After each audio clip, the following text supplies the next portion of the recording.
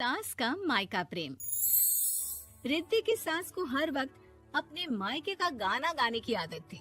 अरे बस करना माँ, मामा का ये किस्सा तू 50 बार पहले भी सुना चुकी है। अरे हाँ, तो क्यों ना बताऊं।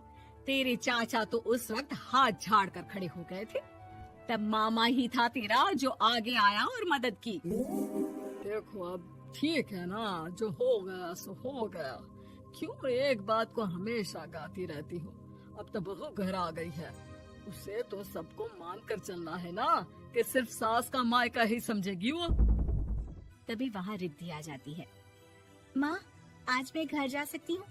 माँ को मेरी बहुत याद आ रही है। शादी के बाद एक बार भी नहीं गई। हाँ तो कौन जाता है। अरे मेरी शादी के बाद जब मैं विदाई होकर आई, इतना बड़ा ससुराल मेरा, खाने वाले 10 लोग और बनाने वाली मैं सिर्फ एक। ऐसा लग रहा था जैसे सिर्फ खाना बनाने के लिए ही ब्याह किया है। वो तो मेरा भाई था, गांव से एक काम करने वाली चाची को भेज दिया जो मेरा हाथ पटाती थी, और उसको पैसा, खाना, कपड़ा, रहने के लिए कमरा, वो सब किसने दिया था? तुम्हारे भाई ने। ये मामला रोज का था। ससुर भी जब गुस्सा होते तो वो सारी बात कह देते जो उनके मन में इतने समय से चल रही थी। मेरा भाई, भाभी, भतीजा, भतीजी सब छुड़वा दिया। मैंने जीवन भर सिर्फ तुम्हारे परिवार वालों से निभाया, लेकिन अब भी चैन नहीं है तुमको। बहू के सामने सास को लगा कि उसकी बेइज्जती हो रही है। अब सुन बहू, अपने कमरे में जा, कहीं नहीं जाना मायके वायके। घर का काम कौन करेगा? पड़ोसन। बहू समझ जाती है मामला गर्म चल रहा है। कमरे में जाने में ही भलाई है। कमरे में क्या है? तुम्हारी माँ हर वक्त चिक चिक चिक करती रहती है। कल ताई मिली थी तुम्हारी मुझे, लेकिन मजाल है सासू माँ की उन्होंने एक बुराई की हो, लेकिन सासू माँ हाँ, जब देखो तब ससुराल के लोगों की बुराई करती रहती है। बेचारे पापा जी कितना मिस करते हैं अपने घर वालों को। मेरा तो बड़ा मन करता है कि ताऊ जी, चाचा जी और सब मिलकर रहे, ना साथ रहे लेकिन आना जाना तो ठीक से रखे। हिंदुस्तान और पाकिस्तान एक हो सकता है, लेकिन चाचा और ताऊ के परिवार के साथ हम लोगों का मिलन ना जी ना, कभी नहीं हो सकता। ये बात है।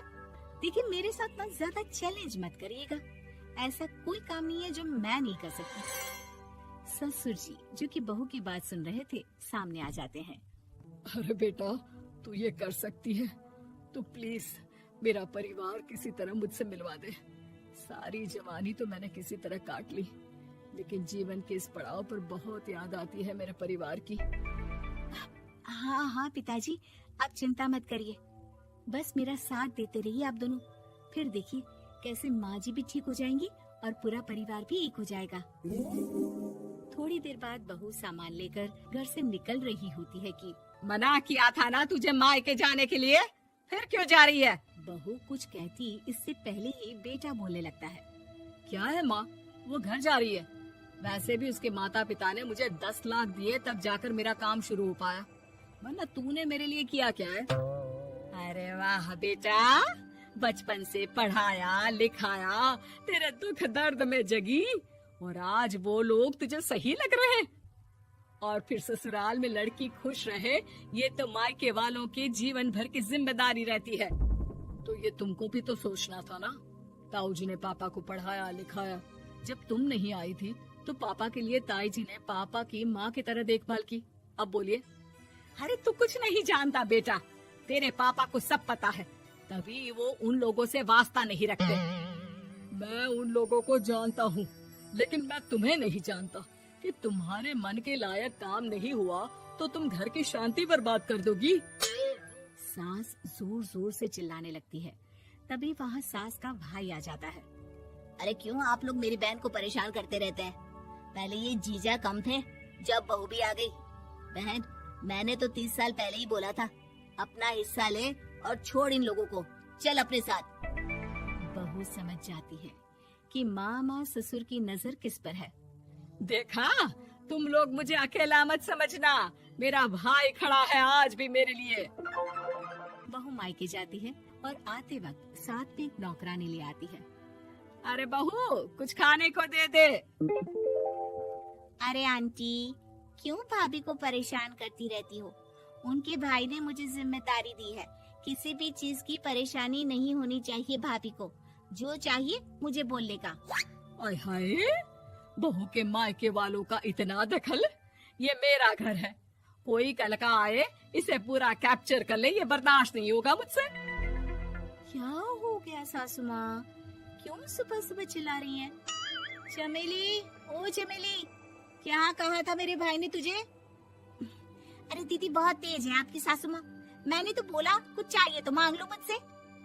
अरे निकल यहाँ से, घर को रेलवे स्टेशन बना रखा है, जो देखो वो घुमा जा रहा है यहाँ से वहाँ। ये कहीं नहीं जाएगी, ये जाएगी तो घर का काम कौन करेगा? मैं। हाँ, और क्या करती है बहुएं? घर का काम ही तो करती है, इसमें नया क्या है? तभी वहाँ ससुर जी आ जाते हैं। हाँ, तो यही बात तो तुम्हें भी समझनी चाहिए थी ना। आज बहू के मायके से नौकर आ गया तो तुम्हें बुरा लग रहा है? अरे तो उस वक्त गर्मा गर्म खाना तो सबने खाया ना। ऐसा तो नहीं है कि मेरे मायके का नौकर था तो सिर्फ मेरे लिए बनाता था। अरे निकालो इसे फिलहाल, बाद में बात करती हूँ। सास का गुस्सा जोर से नौकरानी पर फूटता है। तभी वहाँ बेटा सामान के साथ आकर खड़ा हो जाता है। चलो रिद्धि, तुम ठीक बोलती हो। मेरी माँ को तो हम लोगों की कोई फिक्र है ही नहीं, ये तो सारा दिन सिर्फ अपने बारे में सोचती है। और देखिए, मैं अब से कह रही हूँ कि अब से इस घर की तरफ आपको देखना भी नहीं है, नहीं आना आज के बाद इन लोगों से मिलने। हाँ, बस कभी कभी दिन में 2 बार मिलने आ जाओ। नहीं, बिल्कुल नहीं। ससुर झूठा नाटक करते हुए। मेरी बीवी ने मुझे मेरे ही परिवार से दूर कर दिया, आज बहू मेरा इकलौता बेटा दूर कर रही है। हाय, कैसे जीऊंगा मैं? वाह, वो भाई जो आपको बेटे की तरह मानता था, उन्हें छोड़ने में तो दुख नहीं हुआ। आज खुद का बेटा छोड़कर जा रहा है तो कैसे जीऊंगा? बड़े आए। अब सास समझ चुकी थी कि उससे गलती क्या हुई है। मुझे माफ कर दे बहू, अब मेरी समझ में आ गया कि अपनों से दूर कर बीवियां पति का भला नहीं बल्कि उन्हें जीवन में अकेला कर रही है। मुझे माफ कर दे, मैं अब सबसे माफी मांग लूंगी। ससुर जी दूर से बहू को थम्स। उम्मीद है कि आपको हमारी ये कहानी पसंद आई होगी। कृपया हमारे चैनल को सब्सक्राइब करें और सभी अपडेट्स के लिए बेल आइकन जरूर क्लिक करें। और हाँ, वीडियो लाइक और शेयर करना मत भूलिएगा। Bye bye.